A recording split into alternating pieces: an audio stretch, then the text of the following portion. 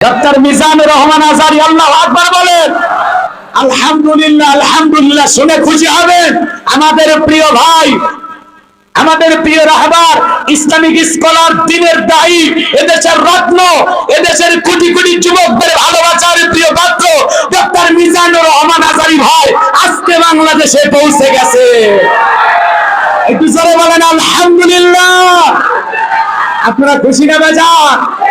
Doctor Mizanur Rahman Azhari ভাই, আমরা তার কাছে কোরআনের কথা শুনবো ইনশাআল্লাহ। আমার মনে হয় আমরা যদি আগে জানতাম মিজানুর রহমান ভাই আজকে বাংলাদেশে আসবেন, এটা যদি আমরা জানতাম, মনে হয় এয়ারপোর্টে লক্ষ লক্ষ যুবক প্রস্তুত থাকতে তাকে বরণ করার জন্য। তিনি এটা বুঝতে পেরে গোপনে বাংলাদেশে এসেছেন। আলহামদুলিল্লাহ কোন তিনি তার নিজ এলাকায় এসেছেন, প্রিয় মাতৃভূমিতে এসে আলহামদুলিল্লাহ বলে আল্লাহর শুকরিয়া আদায় করে দেশবাসীর কাছে দোয়া চেয়েছেন। ডক্টর মিজানুর রহমান আজহারী ভাই আমারও কোরআনের ময়দানে কথা বলবেন। 2020 সাল থেকে আজ পর্যন্ত 4.5 বছর এই বাংলাদেশের রক্তের উপরে জুলুম করা হয়েছিল। মিজানুর রহমান আজহারী হারিয়ে যায়নি, সে দেশে ফিরে এসেছে। দেশ থেকে যারা বিতাড়িত করেছিল তারা পালিয়েছে। এই জন্য আলেমদের বিরুদ্ধে ষড়যন্ত্র করে কোনো লাভ হবে? ডক্টর মিজানুর রহমান আজহারী ভাই, আমরা আল্লামা সাইদি হুজুরকে হারিয়েছি।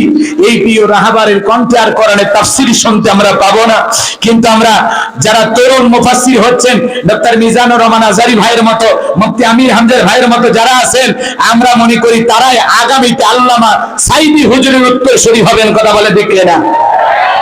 জানি কারো ক্ষতিকে পূরণ করতে পারে না, কথা বলে ঠিক কিনা?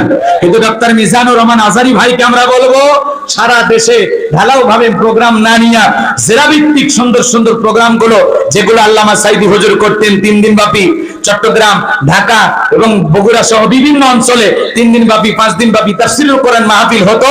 এই ধারাবাহিক তাফসীর মাহফিল গুলো আবারও ডক্টর মিজানুর রহমান আজহারী ভাইয়ের মাধ্যমে বাংলাদেশে চালু করতে চাই। কথা বলেন ঠিক কিনা? তিনি থাকবেন, এসেছেন, কোরআনের কথা বলবেন, শুনতে যাবেন তো ইনশাআল্লাহ।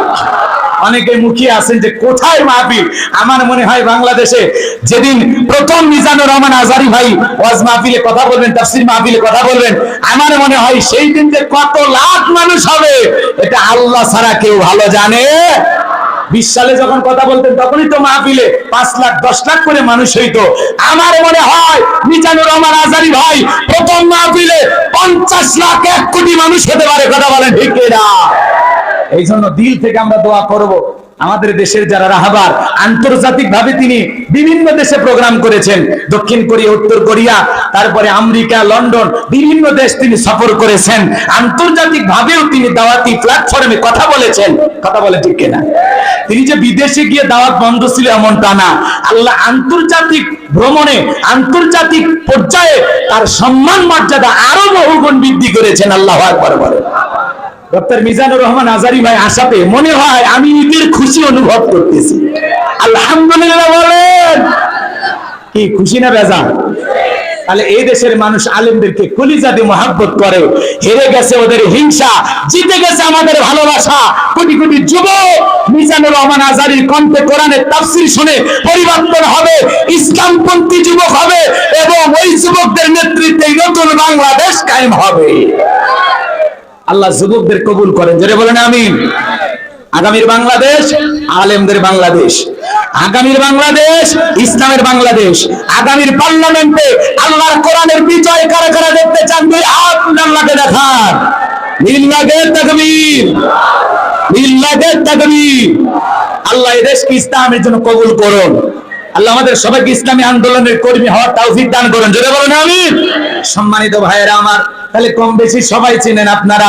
যেদিকে যাই বাজান গো আমার, এলোমেলো করার কোনো সুযোগ নাই। তাহলে কেউ টাকার দিক দিয়ে সফল, কেউ ক্ষমতার দিক দিয়ে সফল, আবার কেউ সেলিব্রিটি যশ খ্যাতি অর্জন করেছে, নাইট সুপারস্টার, এদেরকে মানুষ ঘৃণা করে। কিন্তু আল্লাহর কোরআনের কথা যারা বলে এদেশের মানুষ হৃদয় দিয়া তাদেরকে ভালোবাসে। কথা কন না কেন? তারা দেশের বাইরে গেলেও ভালোবাসা কমে না, জেলখানায় গেলেও ভালোবাসা কমে না, এমনকি তারা মারা গেলে, কবরে গেলেও মানুষ তাদেরকে ভোলে না।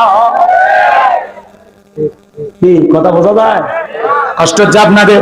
এই জন্য আল্লাহ তাআলা বলেন ক্বাদ আফলাহাল মুমিনুন, অবশ্যই মুমিনেরা সফল, অলরেডি মুমিনেরা সফল। সফল হয়েছে তারা, ঈমান এনেছে যারা। আল্লাহু আকবার বলেন। তাহলে আমি সর্বশেষ একটা স্লোগান দিই, আপনারা শুধু আমার সাথে সাড়া দিবেন। ঈমান এনেছে যারা, সফল হয়েছে তারা। ঈমানদার ব্যতীত আল্লাহর কাছে সফল হওয়ার কোন তরিকা, কোন পদ্ধতি আর নাই। তাহলে সহজ কথা আমি বলবো, ঈমান এনেছে যারা, আপনারা বলবেন সফল হয়েছে তারা। বলতে পারবেন না? তাহলে বলেন ঈমান এনেছে যারা, ঈমান এনেছে যারা। মারহাবা। ঈমানদার চেহারা কালো হোক, ফর্সা হোক, লম্বা হোক, খাটো হোক, ভিতরে ঈমান আছে, আল্লাহর কাছে দাম আছে। আল্লাহর কাছে যদি দামি হতে পারি, এই জীবনে আর কিছু চাওয়ার আছে? জোরে বলেন চাওয়ার আছে? এইবার শোনেন, একজন মুমিন ঈমান আনার পরে তার গুরুত্বপূর্ণ ইবাদতটা কি শোনেন। শোনেন, এখন অমুসলিম জোহরের নামাজের পূর্বে যদি ঈমান গ্রহণ করে, ওই ব্যক্তির উপরে জোহরের সালাত আদায় করা কি? আরেকটু জোরে বলেন।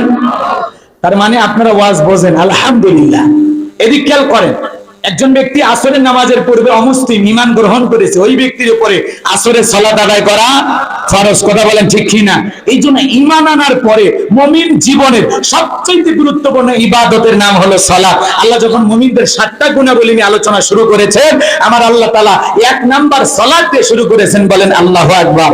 মুমিন বান্দার 1 নাম্বার গুণাবলী, এ যুবকে তোমরা নিরাশ হয়ে না। 4 নাম্বার গুণাবলীতে তোমাদের স্পেশাল আলোচনা আছে, ওটা খালি যুবকদের জন্য বরাদ্দ। মারহাবা খান। আমিও যুবক, তোমরাও যুবক।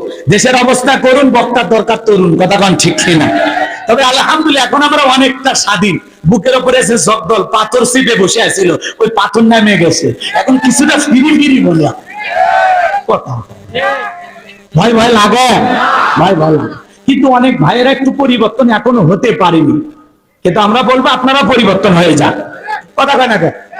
আলেমদের মাঠে আলেমদের কথা বলতে দেন, তারা কি বলে বলতে দেন। আর আপনি যদি বলেন আলেমরা ভুলভাল করতেছে, আর একটা মাঠ তৈরি করে আপনি বলেন, এই কথা কয় না। কারণ বাক স্বাধীনতা থাকা লাগবে। চাচা কি বাক স্বাধীনতা থাকা লাগবে? বাক স্বাধীনতা হরণ করা যাবে না। একটা পাগল সোনা বন্ধুর গান গেছে, গাইতে দেন, ও তো পাগল। কথা কয় না। একটা ভালো মানুষ, সে ভালো কিছু বলতেছে, বলতে দেন। কথা কয় না? কে কোন দলে রাজনীতি করতেছে, করতে দেন। ওই দলকে, ওই রাষ্ট্র, মানে ওই দলকে যদি মানুষ পছন্দ করে, রাষ্ট্র ক্ষমতায় বসাইতে চায়, বসায় দিক। সমস্যা কি আপনার? যে যে যার অবস্থান থেকে চেষ্টা চালিয়ে যান। আমরা কেউ কারো পথে বাধা দিতে যাব না, ইনশাআল্লাহ। আমরা কেউ কারো বিরুদ্ধে ষড়যন্ত্র করব মনে থাকবে তো ইনশাআল্লাহ। জি, আগামীতে কোরআনের মাহফিল বাধা হবে না, এটা আমরা বিশ্বাস রাখি। কথা কয় না? কিন্তু ওই পরিবেশটা বিগত 15-16 বছর ছিল, তো এই জন্য এখন ওই মানে ওই জায়গা থেকে অনেকে কাটিয়ে উঠতে পারেনি। এই জন্য আমরা বলবো, ভাই আসবেন, শুনবেন, ভালো না লাগলে চলে যাবেন, দোয়া করেন, বদদোয়া করেন, সেটা বাড়ির যায় করেন। ঠিক আছে তো? ইলিয়া লিল্লাহি তাকবীর। মুমিন বান্দার 1 নাম্বার গুণাবলী শুরু হয়ে গেল, আল্লাযীনা হুম ফি সালাতিহিম খাশিউন।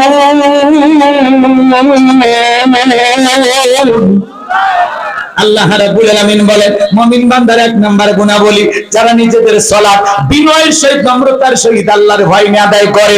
আপনি আমি যখন সালাত আদায় করব, অন্তরে ভয় থাকতে হবে কার? তাফসীর ইবনে কাসির থেকে বলছি, এই আয়াতের ব্যাখ্যায় তাফসীরকাররা লিখেছেন, আপনার আমার অন্তরের ভিতরে সুচিন্তা, কুচিন্তা, দুশ্চিন্তা, বিবির কথা, সংসারের কথা, ব্যবসা বাণিজ্যের কথা, দুনিয়াবি কোনো চিন্তা ভাবনা মনের মধ্যে রাখা যাবে না। আপনি আমি যখন নামাজের মধ্যে দাঁড়িয়ে যাব, মসজিদের ভিতরে প্রবেশ করব, দুনিয়ার সব চিন্তা ভাবনা মসজিদের বাইরে রেখে একমাত্র আল্লাহর ভয় নিয়ে সালাতে দাঁড়াইতে হবে। আপনি আমি যখন মসজিদে ঢুকবো, নামাজ আদায় করার জন্য, অন্তরে ভয় থাকবে কার? ইয়া আইয়ুহাল্লাযীনা আমানুত্তাকুল্লাহ, হে ঈমানদারগণ, আমি আল্লাহকে ভয় করো, হাক্কা তুকাতিহি, ভয় করার মতো ভয় করো।